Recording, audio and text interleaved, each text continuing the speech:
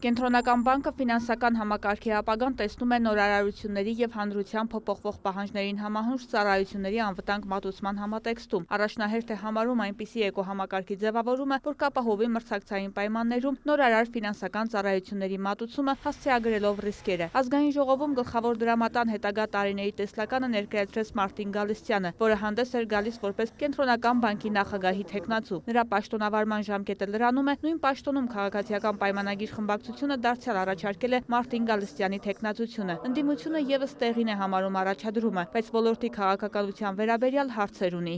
Հայաստանի Հանրապետության քաղաքացիները կամ էլ նրանք, ովքեր Հայաստանում բանկային համակարգից օգտվում են, ի հեճուկս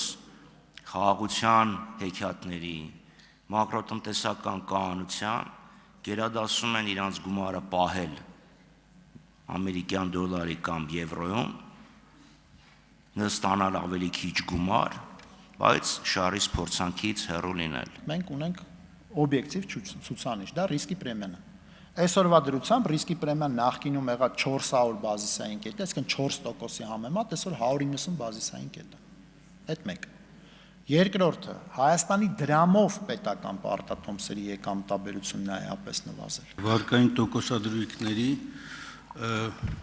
այսօրվա շուկայում առկա մեղմ ասած անընդունելի մակարդակի ինչով եք բացատրում։ Վարկային պորտֆելը վերջին 3 տարվա ընթացքում աճում է տարեկան 20%-ով։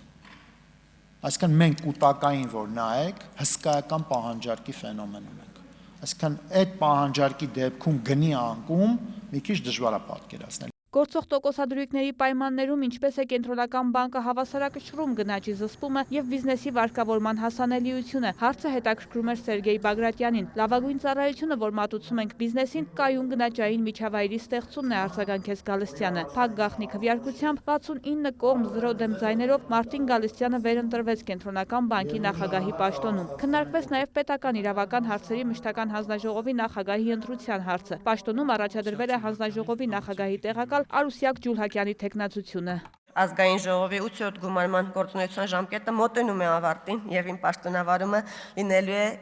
ընտրվելու դեպքում իհարկե 3 ամսից էլ պակաս եւ բնականաբար գործունեության մեծ տեսլական ձեզ չեմ կարող ներկայացնել, բայց կարող եմ խոսք տանել, որ այս 3 ամիսների ընթացքում կապահովեմ մեր հանձնաժողովի բնականon գործունեությունը մինչև ազգային ժողովի 9-րդ գումարում։ Ինչպես անել, որ ընտրությունների ժամանակ քաղաքացիները գիտակցեն, որ քվեաթերթիկը խոտանելը հավասար է չմասնակցելու։ Հարցը մտահոգում էր ընդդիմադիր падգամավորին։ Արմենուհի Գյուրեղյանը այն նաև ելույթի ժամանակ հնչեցրեց։ Պետք է մասնակցել եւ ձայնը տալ ընդդիմադիր ազգային պետականամետ քաղաքական ուժի, կոչ արեց նա քաղաքացիներին։ Իրենք շատ լավ գիտեն, որ իրենց ընտրողը գնալու է եւ ընտրելու է իրենց։ Նրանք աշխատում են այդ վարկագծով մյուսների չգնալու կամ գնալու դեպքում ոչ մեկին չընտրելու ուղղության վրա։ Իսկ ինչու են այսքան ուզում վերընտրվել։ Իրենք խոստացել են ինչ որ բանի դիմաց, ինչ որ խոստումներ ադրբեջանական, թուրք-ադրբեջանական տանդեմին։ Ասում է 300,000 ադրբեջանցի, 300,000 ադրբեջանցի։ Այս աշխարհում այս մոլորակի վրա, բացի ձեզնից ու ձեր համար են ձեն հավաքող կալուգացուց, ուրիշ ոչ մեկ այդ ադրբեջանցիների թեզը առաջ չի տանում։ Այդտենց ուղղակի առաջ տանող քաղաքական գիծ չկա այս երկրում։ Եկել ասում է կանգնեց ու ասեց, որ հայկական բանակը Արցախը չի պաշտպանելու։ Կանգնեց ու ասեց, որ Հայաստանի Հանրապետությունը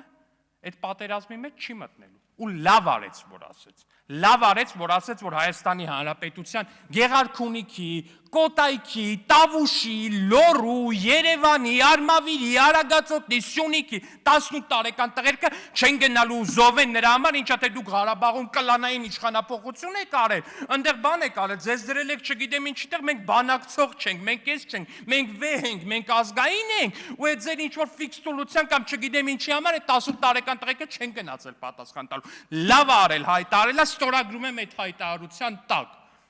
Բա դուք ասեք հիմա ում տղերքի կյանքի գնով եք բան անելու։ Գործող իշխանության օրոք սահմանամերձ գյուղերում 2000-ից ավելի տուն է կառուցվել, հետևաբար անհիմն է նաև Հայաստանը դատարկելու մասին ընդդիմության թեզը, հակադարձեց Ալեքսանյանը։ Նաև հիշեցրեց, գործող իշխանության օրոք մանկապարտեզները ոչ թե գեղեցկության սրահներ, այլ երեխաների համար դղյակներ են դարձել։ Նա վստահություն հայտնեց, թե ընդդիմությունը որևէ շանս չունի առաջիկա ընտրություններում անցողիկ շեմը հաղթահարելու։ Վարդուհի Արզումանյան, Հովհաննես Քյոսեյան, լուրեր։